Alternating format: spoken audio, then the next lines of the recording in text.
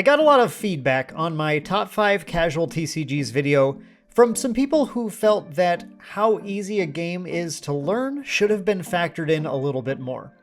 And you know what? I totally respect that. That wasn't part of my personal criteria in judging those games as casual TCGs, but I completely understand that how easy a TCG is to learn might be an important factor when someone, especially someone who's new to the hobby, is looking at getting into a new trading card game.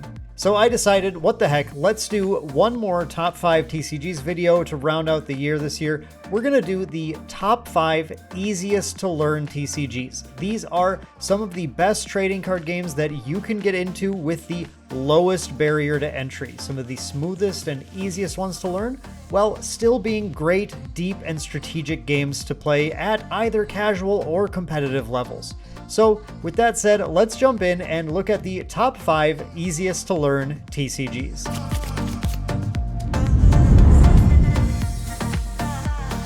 What's up everyone, it's Dan with Main Deck, and we're back with once again another top 5 TCGs video. As I said, this time we are looking at the top 5 easiest to learn TCGs, and we don't have any fancy criteria to go through this time. Really, we're just looking at how easy are these TCGs to learn. But I do want to say that every game on this list I think is a wonderful game for either casual or competitive play, or both. You will not go wrong playing any of these 5 TCGs on the list. And of course, remember, these are my personal opinions. You may have your own opinions on the 5 easiest to learn TCGs, and you should totally pop them down in the comments below. Let's kick things off with my number 5, Final Fantasy TCG. Yes, indeed, Final Fantasy does have a TCG. One of Final Fantasy's greatest strengths is that it has a similar skeleton to games like Magic the Gathering, but it doesn't go as deep into complexity. If you're going to look at games like Magic the Gathering, you're talking about learning like 4 or 5 new keywords every single set, and having a huge release schedule and multiple formats to try and keep track of. Final Fantasy is a little more pared back, but still gives you a lot of that strategic depth that you can get into and enjoy. If you have not played the game before, the basic premise is you are going to be playing forwards, which are your characters that are going to be attempting to deal damage to your opponent, get in 7 damage, and you win the game. You can pay for your cards by pitching cards from your hand for 2 of 6 different elements of resources, or use those resources to play backups, which you can then dull or tap to receive resources or use different abilities on future turns.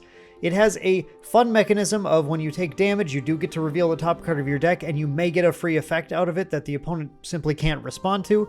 And it has some instant speed play, but not necessarily too much, with the summons and monster effects that you can sit and play and do different things. Final Fantasy really is sort of a basic play guys and attack style of card game, but that style of card game is excellent for learning, and it still presents plenty of depth and enjoyable play, and is definitely worth a look. I think many players who jump into Final Fantasy will pick it up very quickly because that rule system, like I said, doesn't get too complex, and once you understand pitching and how resources work, you've pretty much understood the most complex part of the basic rule structure, and I think it'll have a great appeal as well if you are a fan of the classic RPG franchise. So that is my number 5 Final Fantasy TCG.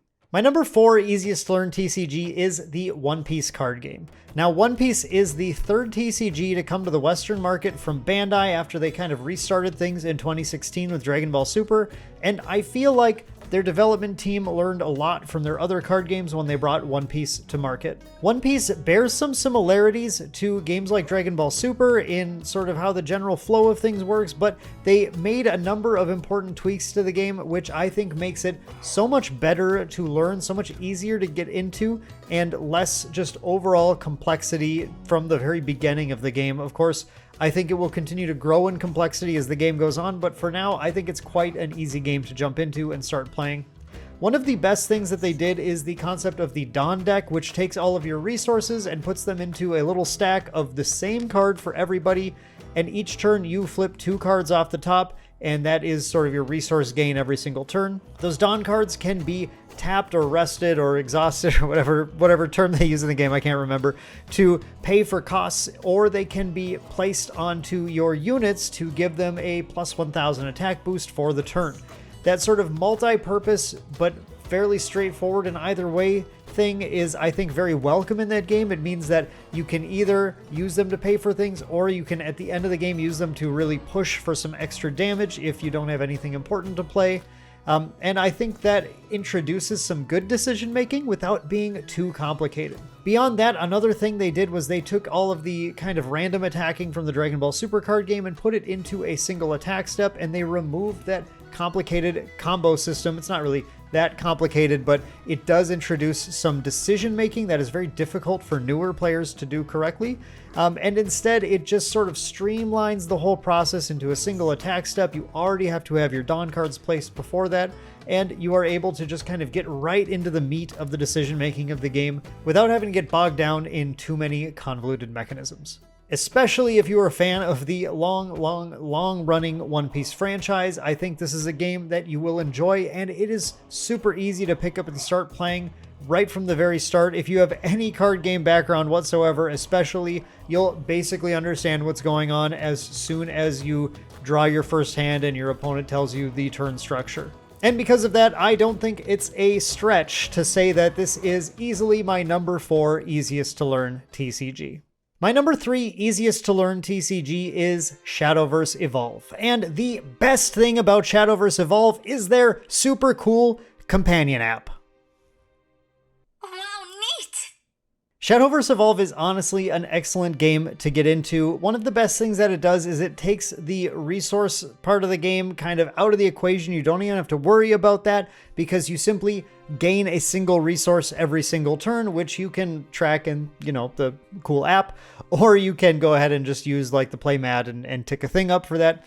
Either way, it makes the resource system not even a worry. You just have to learn about playing dudes and attacking, and it is fairly similar to how a lot of other games work and how you play dudes and attack. Now, it has its own little things mixing things up, especially the evolve mechanic, which is a pretty fun one to learn because it gives you that really cool feeling of just putting something on the board and making it stronger, and then your opponent has to figure out how to deal with it. And I like the system that it uses for tokens as well. Giving you a limited number of spots for both the tokens you have yet to summon and your actual summoned creatures on board.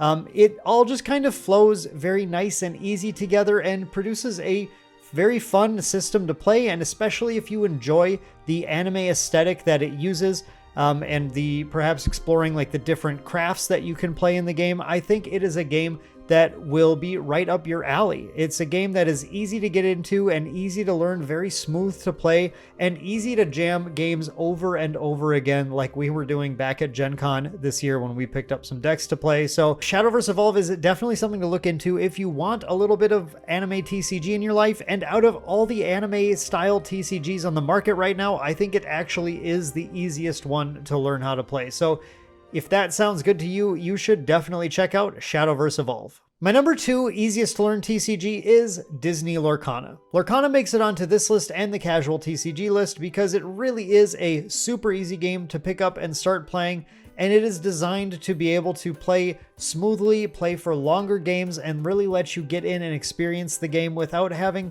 a whole lot of hassle, because it does not have anything that happens at instant speed. You don't have to worry about doing counterplays like you would in One Piece or summons in Final Fantasy. You don't have to worry about anything like that because in Lorcana, when it's your turn, it is your turn and nobody else's. Beyond that, it has, again, a basic structure of this play dudes and they do things, but instead of attacking your opponent, you have the option to either challenge their characters or quest with them, and the winner is the one who quests to gain 20 lore first. So it is a race to get to 20 lore rather than a race to deal 20 damage. And I enjoy how the resource system uses a sort of simplified play cards from your hand system to play resources. However, it has that unique little feature where not every single card can be placed as a resource, only inkable cards can. It has just enough wrinkles to be an interesting game to get into and play, but it is still easily one of the easiest games to learn, especially because you just don't have to worry about your opponent on your turn. Go ahead, do your thing, play everything out, and you will be perfectly safe. And that's really, I think, what puts it ahead of the other ones on my list and makes it just that much easier to get into and start playing and having fun with. So my number 2 easiest to learn TCG is Disney Lorcana. Now at this point, we'll play Who's That TCG and see if you can guess what my #1 easiest to learn TCG is. And it shouldn't be a surprise to anyone that my #1 easiest to learn TCG is the Pokemon TCG. Pokemon has forever been that game that is super easy for kids even to get into. It has a very straightforward system. Your opponent can't do things on your turn. You get to do all the things on your turn. Placing energies directly on your Pokemon and then matching the symbols to the attacks in order to perform them to do big numbers in a straightforward battle of trying to remove your opponent's Pokemon from the board. You don't have questions about should I take the damage or should I block. You don't have questions about should I counter this spell, should I use a summon now, what happens when this thing happens and then this is done in response. None of that stuff happens in Pokemon. It's actually just quite easy to get into and start playing.